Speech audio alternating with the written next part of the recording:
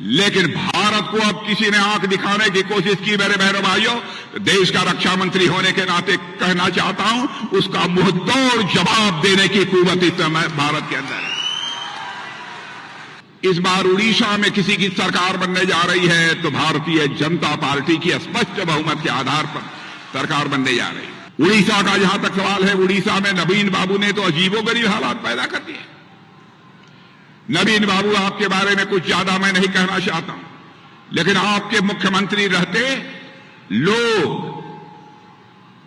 उड़ीसा को लूट रहे थे, लेकिन नवीन बाबू आप उसे रोक नहीं पाए हैं। सबसे बड़ी कमजोरी आपकी यह है। मैं आदिवासी भाइयों से मैं कहना चाहता हूं, आदिवासी कल्याण के लिए आजाद भारत के इतिहास में हमारे प्रधानमंत्री मोदी जी ने जो काम किया है, आज तक भारत के इतिहास में कोई भी प्रधानमंत्री उतना काम नहीं कर पाया। आदिवासी समाज को सम्मान देने के लिए भगवान बिरसा मुंडा के जन्मदिन को जनजातीय गौरव दिवस के रूप में मनाने का आजाद भारत के इतिहास में पहली बार फैसला किसी ने किया है तो हमारे प्रधानमंत्री मोदी जी ने किया है। इतना ही नहीं, मैं आदिवासी भाइयों को याद दिलाना चाहता हूं, आदिवासी समाज की हमारी कोई मां बहन आज तक किसी बड़े ऊंचे पद पर नहीं पहुंच पाई, लेकिन हमारे देश का जो सबसे बड़ा ऊंचा पद है, वहां पर आदिवासी समाज की ही बहन को राष्ट्रपति बनाने का काम भी यदि किसी ने किया है तो हमारी ही सरकार ने किया है।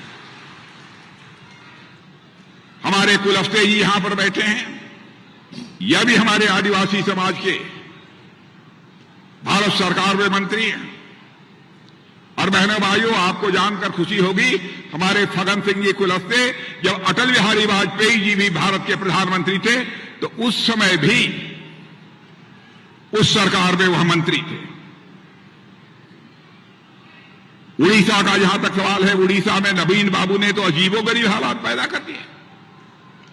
नवीन बाबू, आपके बारे में कुछ ज्यादा मैं नहीं कहना चाहता हूं, लेकिन आपके मुख्यमंत्री रहते लोग उड़ीसा को लूट रहे थे, लेकिन नवीन बाबू आप उसे रोक नहीं पाए हैं। सबसे बड़ी कमजोरी आपकी यह है।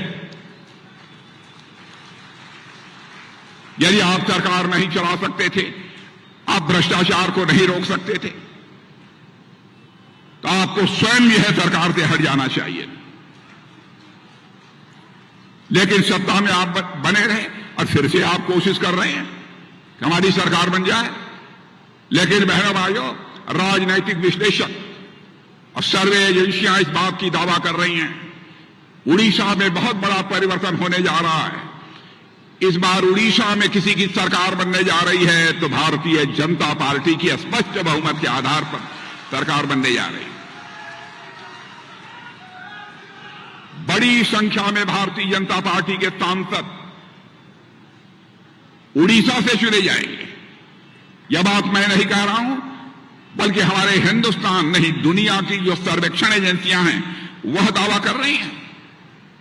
क्यों दावा कर रही हैं? 10 वर्षों से लगातार हमारे प्रधानमंत्री मोदी जी के नेतृत्व में सरकार को काम करते हुए उन्होंने देखा है।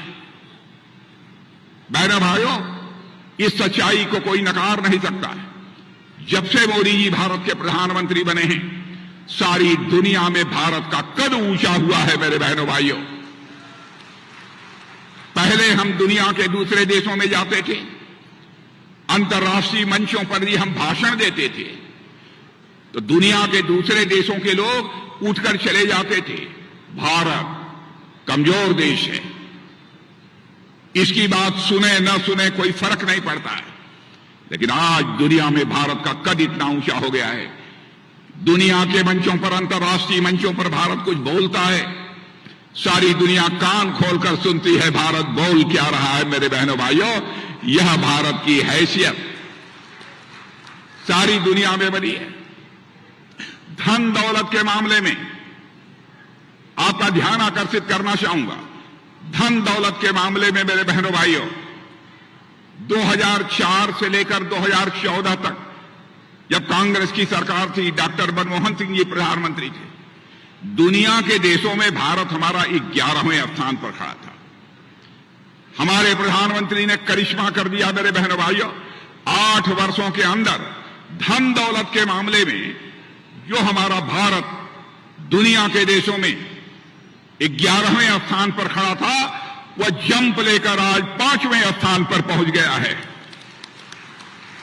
सारी दुनिया के बड़े बड़े विद्वान यह भी दावा कर रहे हैं, भारत जितनी तेजी के साथ आगे बढ़ रहा है, 2.5 साल समाप्त होते होते यानी 2027 आते आते भारत दुनिया के टॉप 3 कंट्रीज में टॉप के 3 देशों में आकर खड़ा हो जाएगा। यह है भारत की ताकत। बहनों भाइयों, हम भारत को केवल विकसित भारत नहीं बनाना चाहते हैं, हम भारत को विश्व की महाशक्ति बनाना चाहते हैं। यदि हम महाशक्ति बनाना चाहते हैं तो दुनिया के किसी देश पर आक्रमण करने के लिए भारत को विश्व की महाशक्ति नहीं बनाना चाहते हैं। हम विश्व की महाशक्ति यदि बनना चाहते हैं तो पूरे विश्व के कल्याण के लिए हम विश्व की महाशक्ति बनना चाहते हैं। भारत ही दुनिया का अकेला देश है जिसने भारत की सीमा में रहने वाले लोगों को ही अपने परिवार का सदस्य नहीं माना है, बल्कि पूरी विश्व की धरा पर रहने वाले लोगों को परिवार का सदस्य मानते हुए वसुधैव कुटुंबकम का संदेश सारे विश्व को दुनिया के किसी एक देश से गया है तो हमारे और आपके देश भारत से गया है। मेरे बहन,